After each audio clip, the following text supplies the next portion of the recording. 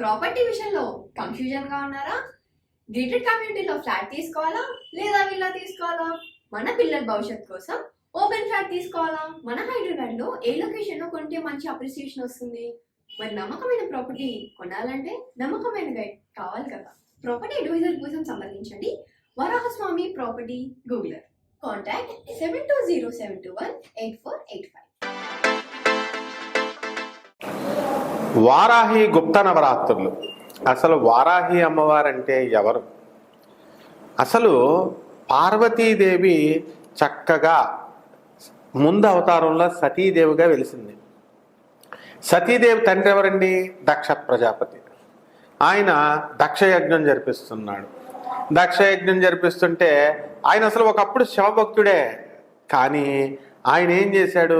ఈ Satidevi love marriage చేసుకుంది మనకి పరమేశ్వరుడితో. అందువలన అని చెప్పేసి తన తండ్రి అయినటువంటి ఈ దక్ష ప్రజాపతి, సతీదేవి తండ్రి యొక్క దక్ష ప్రజాపతి ఒక అంశంలో శివుడితో గొడవ జరుగుతుంది. అది మనం వేరే వీడియోలో మనం తెలుసుకుందాం. ఎందుకు జరిగిందంటే దక్ష ప్రజాపతి ఎవరి కొడుకండి? బ్రహ్మపుత్రుడు. బ్రహ్మే కదా మనందరికీ తండ్రి. ఆయన బ్రహ్మ తానే గొప్పవాడినని చెప్పేసి అహంకరిస్తాడు. అప్పుడు పరమేశ్వరుడు ఏం చేస్తాడంటే, అప్పుడు బ్రహ్మదేవుడికి 5 పంచాననుడు 5 తలలు ఉండేవి.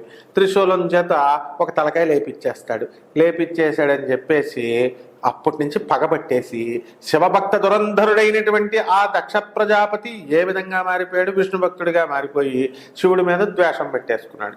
ఈ యజ్ఞంలో విష్ణువుని పిలిచాడు, బ్రహ్మను పిలిచాడు, మిగతా అందరు దేవతల్ని, ఋషులను అందరినీ పిలిచాడు. కానీ శివుణ్ణి మాత్రం పిలవలేదు. అయితే మొత్తం ఋషులందరూ వెళ్ళిపోయారు. ఒక్క కశ్యప మహర్షి మాత్రము వ్యతిరేకిస్తాడు. నువ్వు చేసేది తప్పు, నువ్వు తప్పు చేస్తున్నావు, శివుడు లేకుండా యజ్ఞమే లేదు, అసలు నిరీశ్వర యాగాన్ని చేస్తున్నావు, ఇది చాలా తప్పు అని చెప్పేసి మంచి నీతులు చెప్తాడు. అయితే నువ్వు ఉంటే ఉండొచ్చు, నువ్వు కూడా వెళ్ళిపోతే వెళ్ళిపోవచ్చు అని చెప్పేసి పంపించేస్తారు. ఈ కశ్యప ప్రజాపతి ఎవరైనా ఆయన దితి అదితి అని 2 భార్యలు. దితి నుంచి పుట్టింది దైత్యులు అంటే రాక్షసులు. అదితి నుంచి పుట్టింది ఎవరు? మనకి దేవతలు. మరి దేవతల మాత ఆయన్నే పంపించేస్తాడు. సరే, ఇంక బ్రహ్మను విష్ణుమూర్తి వీళ్ళకి శివుడికి ఏం తేడా లేదు కాబట్టి వాళ్ళిద్దరు రారనుకోండి, మిగతా దేవతలందరూ కూడా వచ్చేస్తారు, ఋషులు. అయితే ఆ సతీదేవి నేను వెళతాను అని అంటే శివుడు వద్దు, పిలవని పేరంటానికి వెళ్ళకూడదు అని చెప్తాడు. అయితే సతీదేవి నేను పుట్టింటికి వెళ్తానండి అని శివుడు ఎటువైపు వెళ్తుంటే అటువైపు కాపలా కాసేస్తూ ఉంటుంది. కాపలా కాసేస్తుంటే అప్పుడు ఏమవుతుంది? ఈ దశమహావిద్యలన్నీ కూడా ఆ సమయంలో పడతాయన్నమాట. అంటే తూర్పు వైపు వెళితే మనకి అక్కడ కాస్తే మహాకాళి, ఆ విధంగా మహాకాళి, తార, లింగ భైరవి, తర్వాత మనకి అంటే ఆమె త్రిపుర భైరవి, నెక్స్ట్ చిన్నమస్తాదేవి, బగళాముఖి. ఇదంతా 5 ఒక సెట్టు. ఈ బగళాముఖిలో పంచకాళికలు ఉంటాయి, అందులోదే ప్రత్యంగిర, వారాహి, ఇవన్నీ కూడా. తర్వాత ఇటువైపుకి వద్దాం. ఇటువైపు దగ్గరికి వచ్చేసరికి శ్యామలాదేవి అంటే మాతంగీదేవి అని అంటాం. ఆ తర్వాత ధూమావతి అంటాం. ఆ తర్వాత షోడశీదేవి అంటే లలితా త్రిపుర సుందరి రాజరాజేశ్వరి బ్యాచ్. నెక్స్ట్ భువనేశ్వరి దేవి. ఆ తర్వాత ఆఖరిగా కమలాత్మిక. ఇది దశమహావిద్యలు ఎలాగైతే పుట్టినాయో ఆ విధంగా ఈ పార్వతి అమ్మవారు ఏం చేసిందండి? నరసింహస్వామి అవతారం ఎత్తుతాడు.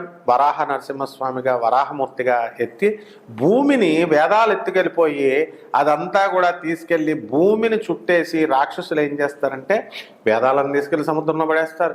అలాగే భూమిని తీసుకెళ్లి సముద్రంలో పడేస్తే అప్పుడు వరాహ నరసింహస్వామి కోరలతో ఆ భూమిని పైకి లేపుకుంటూ వస్తాడు. ఆ వరాహమూర్తిలో ఉన్నటువంటి అంతర్గత శక్తి, ఇంటర్నల్ ఎనర్జీ అంటే ఇప్పుడు మనం ఉన్నామండి, ఇలా కదులుతున్నాం, మనలో శక్తి ఉంది, ఫెమినైన్ ఎనర్జీ, స్త్రీ శక్తి.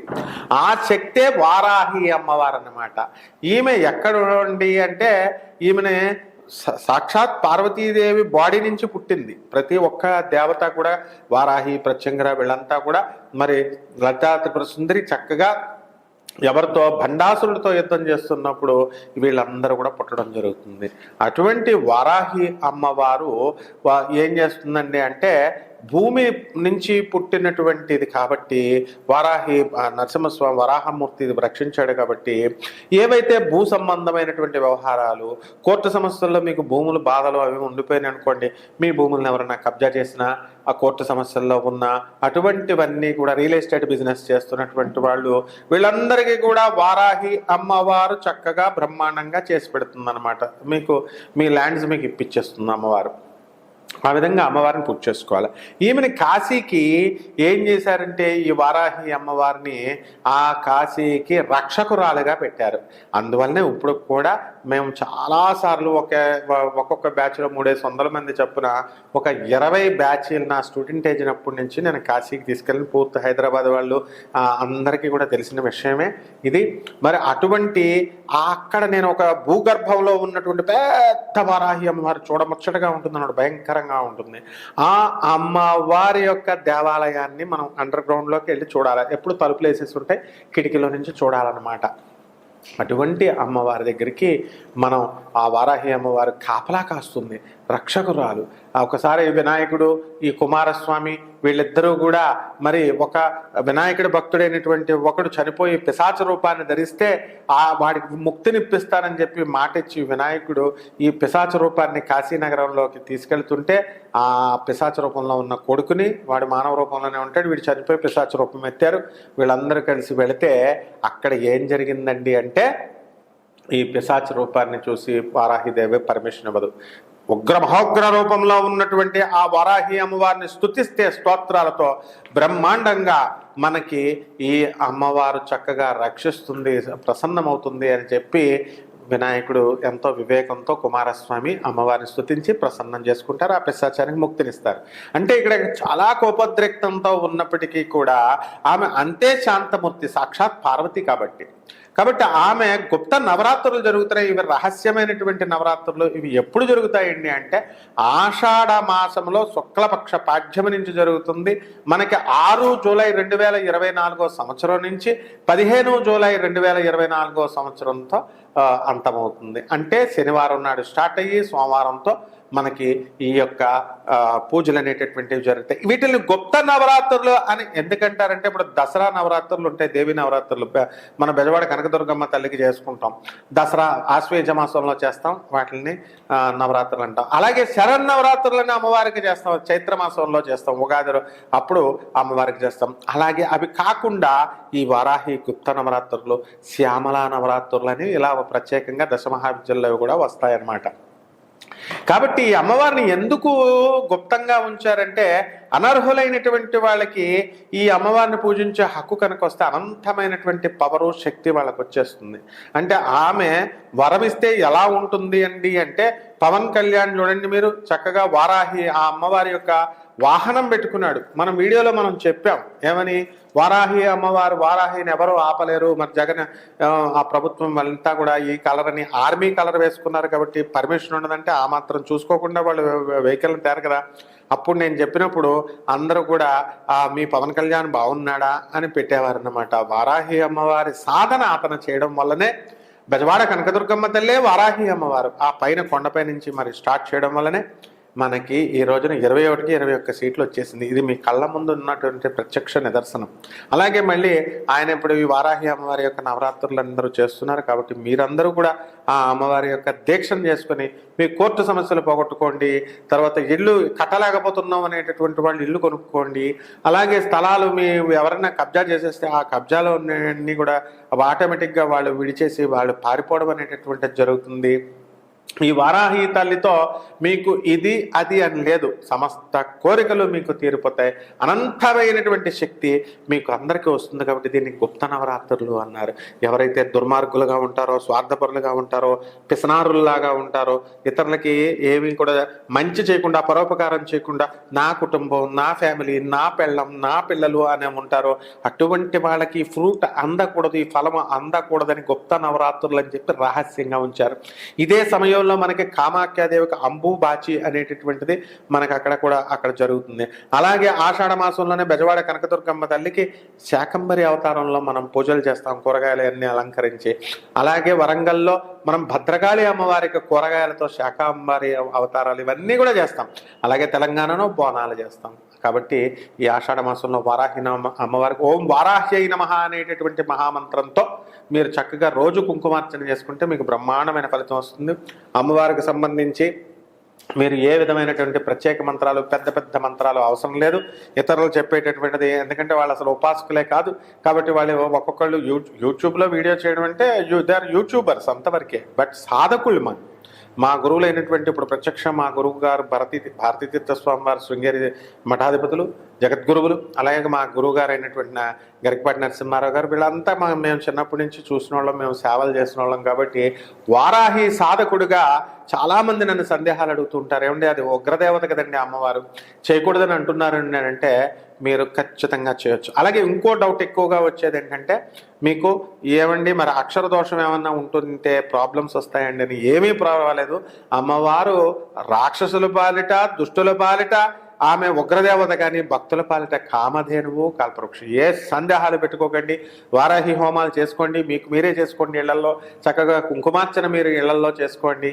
ప్రత్యేకించినటువంటి పట్టు గిట్టు అని పెద్ద మంత్రాలు అవసరం లేదు. ఓం వారాహ్యై నమః అనేటటువంటి మహామంత్రంతో మీరు చేసుకోండి. వివాహాలు కానటువంటి వాళ్ళకి వివాహాలు అయిపోతాయి, పెళ్ళిళ్ళు సంతానం లేనటువంటి వాళ్ళకి సంతానం కలుగుతుంది. ముఖ్యంగా భూమి ప్రాబ్లమ్స్ సాల్వ్ చేయడంలో ఈమె ఎక్స్పర్ట్ అనమాట. ఈ విధంగా చక్కగా ఈ గుప్త వారాహి నవరాత్రులు చేసుకుని అమ్మవారి యొక్క కృపా కటాక్షాలు పొందే మీరంతా కూడా గొప్ప ఉన్నత స్థాయిలోకి రావాలని కోరుకుంటున్నాను.